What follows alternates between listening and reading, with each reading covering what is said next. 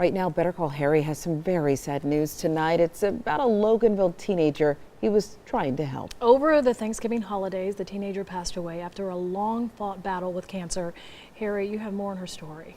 We do. Mackenzie Middlebrooks was only 19 years old. Her family says she had a tenacious spirit, someone who always advocated for the underdog. So it is no surprise that when she asked for our help, it wasn't just for her.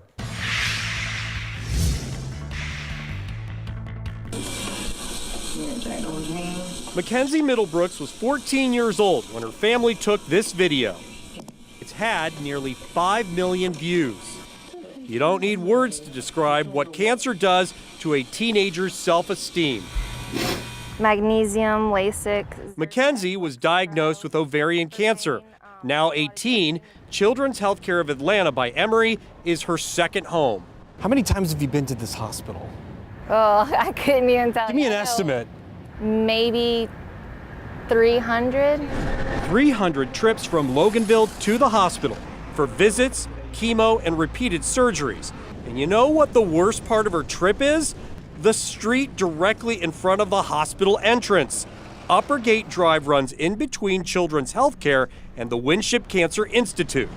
I mean, as soon as you turn onto this road, you hit every single bump. Mackenzie's point is this: when you're a cancer patient, especially after surgery and chemo, it hurts. We're about to turn on to the most difficult part of the hospital ride for me. Mackenzie says the bouncing around on Upper Gate Drive makes her cry. It's just really painful.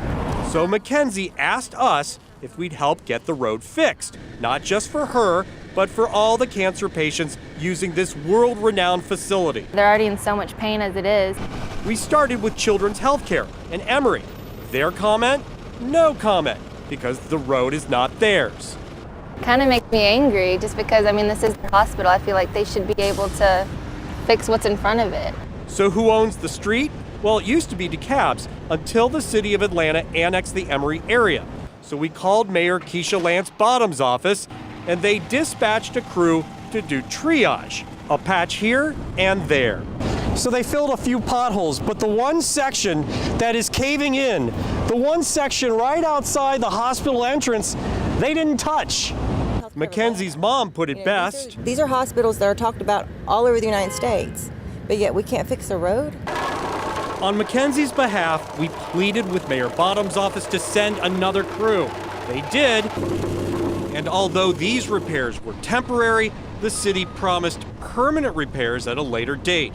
In a statement, a spokesperson said, Mackenzie's courage and strength of character in the face of adversity is truly remarkable, and we are working to ensure she and other commuters have the quality transportation infrastructure they deserve.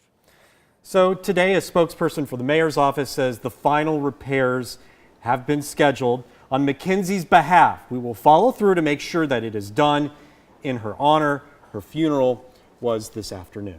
Wow. You know, and she was so courageous. She's going through the fight of her life, she was. And to think about not just herself, I mean, we heard her say it's these other, cancer patients too, who I'm just glad that the city stepped up and said, we're going to do this. It would have been nice if these world-renowned hospitals gave a better statement than that. This whole thing is kind of tough. We followed this through for several months, 5 months, going on 6 months. And we know that the repair is going to happen, and we're hoping that the family can be there when the repair is actually made. Did she get to see the temporary repairs that She the city did. did?